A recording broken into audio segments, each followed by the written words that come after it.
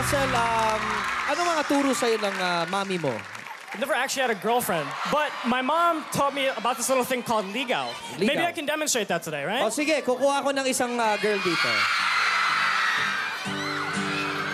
Okay. So ako ngayon ang tatay. You're the okay. daddy. Russell, anong gusto mong sabihin sa anak ko? I love you very much, and I would really love you to take you. Hold on one second. Hold on. You just met my daughter and you're telling her you love her already? I think she's a beautiful lady. You seem like a very nice man. Ito ang anak ko.